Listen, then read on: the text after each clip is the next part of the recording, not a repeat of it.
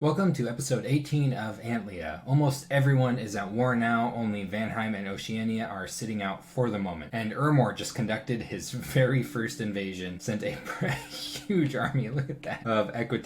This is just some PD, but we might as well check it out.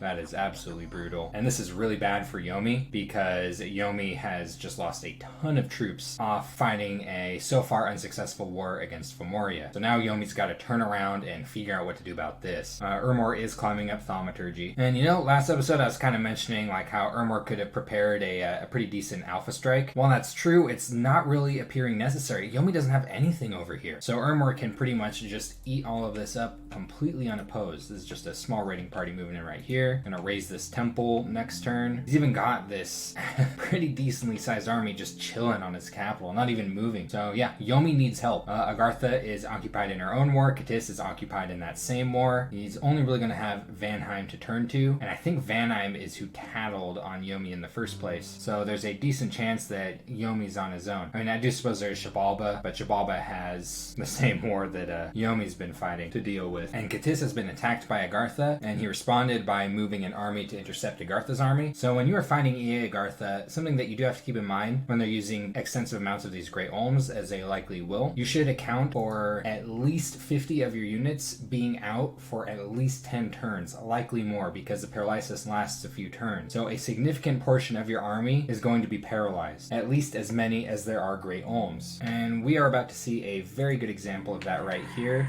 when all of Katis's charioteers instantly get paralyzed. And look at this, it just keeps happening. Almost all of his units. Very few are actually in the battle. It's the Troglodyte Lord stomping around the lizard warriors. And this battle was pretty much decided by Agartha's Great Olms, locking down all of Katis's stuff. Katis did knock out 9 Great Olms and a Troglodyte Lord, however, so it's not like Agartha didn't feel this. Katis was definitely able to do some damage, and he didn't lose any of his commanders in the retreat. So he still has all of his mages intact, and it looks like now he is on the defensive. He is on the back foot. Fortunately, he does have quite a few forts, so it's not going to be easy for Agartha to sweep through Katis. He's sight searching with his little army of lizard bros up here. These two armies just kind of staring off at each other. Lots of lizard warrior recruitment everywhere. He does keep recruiting these charioteers. I don't really think these are doing that much for him. These are really expensive, and when you consider that they get locked down by mind blasting almost instantly, I don't see them being very effective against Agartha. But honestly, Katis is actually responding to this with a pretty cool head. He even feels secure enough to continue building some infrastructure. 2 more research points to enchantment 5. Then we'll be heading up thaumaturgy, evocation, and construction. At evocation 3, he's going to get shadow bolt, which unfortunately is not very efficient against larger amounts of units, though sleep cloud could definitely be relevant. And magic duel if he happens to catch Agartha's pretender out somewhere, though it would require quite a few astral mages committed to take out an astral 4 pretender. He's still leaving these militia here. I really wonder if there's a reason for this, if maybe he just doesn't realize that they're there and he just won't pick those up. And Agartha, along with her battle with Katis, has sent Steely Dan on a dangerous mission. Remove the province defense from Vanheim's fort. Got a Van Heers and some Huskarls with glamour. But Steely Dan is a tough dude. He didn't join with Agarthans for no reason. He knew that war was he probably just doesn't even realize what he's looking at here. These glamour guys, never seen anything like that before. Oh, well, Steely Dan is still looking good. Ugh, someone pulled some death gems out of a cursed goat. I wonder if they ate the goat afterward. I don't think I would. Bury that stuff way out there. Nice. She recruited a Ichthyid mercenaries to do some raiding. What are these? Cheese shoes.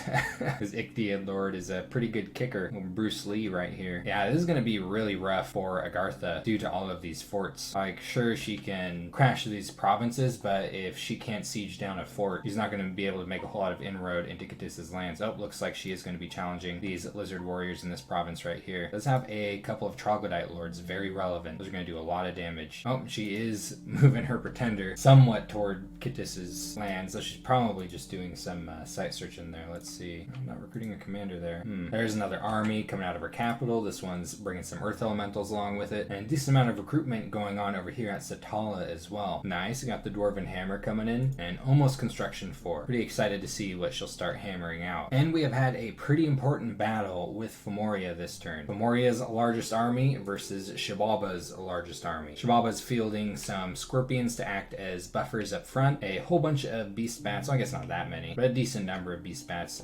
quite a few sun guides. These are all sacred units, and Xibalba has a very powerful bless, and that's stacked up against Mauryas' large amounts of Furbolg warriors, some Fomorian javelinists, some Numidian warriors in the back with their glamour, and magic weapons, so they do ignore invulnerability, though I don't think it is entirely relevant on all of Xibalba's sacreds. It's not doing anything to the sun guides, but it is definitely helping out these beast bats, only have protection 4, so Numidian warriors will ignore that invulnerability on the bless. So the real question here is this enough to stand up to Xibalba's big blob of flying sacreds that are coming in? Of note, these air elementals have dropped down and are doing some harassment, though some are getting instantly destroyed. One of them landed amongst his scorpions, which is not good for Xibalba. And soon the flyers will come down, and here they are. You see the regeneration hitting a lot, but look at all this damage coming in from these javelins. These are not units that you want stacked up against javelins. No helmet, no shield. They do regenerate, but their hit point pool is low enough that they're not regenerating very much. These sun guides only 1 a turn.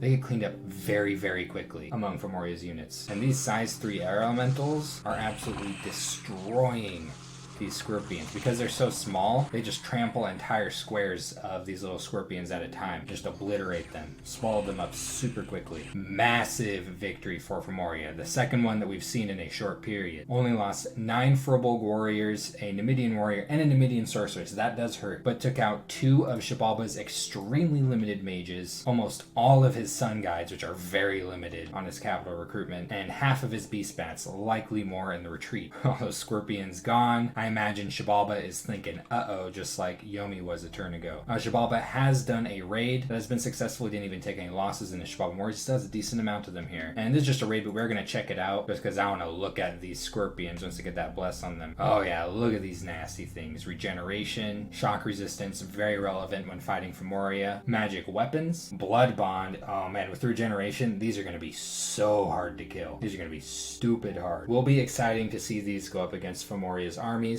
And Xibalba does have more of these coming up behind. He prophetized a mounted commander. That's kind of funny. It does have good map move, which is, that is important on a prophet. It is entirely possible that the map move on your prophet can win or lose you a game. Sometimes it does come down to the single turns and whether or not you can move 1 or 2 provinces. Suddenly, Mauria is looking terrifying. Thus far, he has single-handedly brushed off this invasion. I did not expect that he would be reacting to this so well. Now, one thing you do want to keep in mind is that he has his research is taking an enormous hit from this. Part of why he's doing so well is he's committing so many of his mages to these battles. He's sending a raiding party into this cave province right here and is pinging Bakar down here, see what's going on, see what Yomi's fielding, and we'll be patrolling a decent amount on his capital while leaving most of this main army here, doing some site searching. His lab is still here, so he's researching, and we know that Ermor is moving in on Yomi's ass. Suddenly, things are looking great for Mauria. And Vanheim's blood hunting is really not going well. He's paying a lot of gold for this with the unrest on this province. I wonder how he feels about Steely Dan wandering into the sleepy wolds here. Well, he's not doing anything with either of these mages. He does have a lab here. Could be researching. He is at least recruiting with it. But really not much to say about Vanheim. He's just rebuilding his forces right now after that really bad bump with Ermor that wiped out everything he had. But pretty soon, with his bless, he will have a kind of scary army. And he's positioned to involve himself in a couple of wars, either the one between Yomi and Ermor or the one between Agartha and Katis. So if it was between Agartha and Katis, it would be against Agartha. There is plenty to say about Yomi's turn, though. A message from Katis. Katis is informing Yomi that Agartha has invaded him, which I think Yomi might think is good news, as he's wanted to ally with Agartha. Katis seems to think that he'll be alright, though. He is getting horde of skeletons. And this actually didn't occur to me when I was looking over Katis' last turn. Yeah, anti-magic is great in minimizing the damage from mind blasting. Still a very dangerous thing to deal with, but not quite as bad when all of your units have increased MR. He's just going to need to get his numbers way up and get some of those mindless skeletons onto the battlefield. And this was in exchange for the whip that Yomi offered Katis. Xibalba is trying to work out a deal to get some provinces because Xibalba really needs some income. Xibalba is saying that he thinks he's led Yomi into a trap. I don't think it's sprung exactly in the way that Xibalba intended. I think what he really would have needed to do is pull all these units back for a turn and then move in all of his sacred scorpions at the same time, and then maybe this battle would have gone differently. presuming that Mauryas stretched up into this province right here, but even then, Xibalba would be able to attack with what he has. He's done a decent amount of site searching this turn.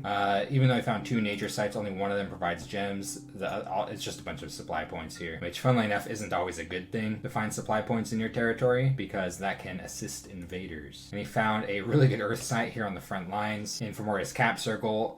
Might be kind of bad actually because there's a decent chance Mauria will end up with this soon. And we know about this. I'm sure this is providing a huge headache for Yomi, but he's been getting really lucky with these events. Another huge pile of gold, some gems, and a knife of the damned. This is a cursed item that curses the person holding it. Anything that this knife touches, it curses. Now, pretty funny. There's a decent chance that Yomi might not be using that, though. You always throw it onto a throwaway commander. Maybe try to get a curse onto a Fomorian king if Fomoria ever starts raiding with them as SCs. Looks like the locals built an arena in Winter Peaks. A little bit of extra gold income. They're taxing that shit. And Yomi is responding to this. I'm moving out to soak up some of his Oni. He's counter raiding with a Dyne right here and is recruiting a decent amount of stuff on his scout. He switched over to these bandits, and I'm not sure if this is really a good idea. I'm a lot more impressed with the attack density on the Bakemono shell, but this is completely different than how I play Yomi, so I'm not sure what the right move is here. You also just recruit so many more of these. These do have far superior protection though, and hats. Now there's something really big going on with this turn though, or I suppose the next turn, and that's Yomi is raiding with all of this stuff into Fomoria's capital. Now raiding is kind of an obscure feature in this game, and I'm thinking Yomi certainly doesn't know exactly how it works, or else he would probably not be doing this. There's a very good chance he's going to lose all of this stuff, because each of these commanders is going to separately attempt to raid Fomoria's capital with whatever units that they're bringing along with them, and each of them is going to separately be intercepted by the province defense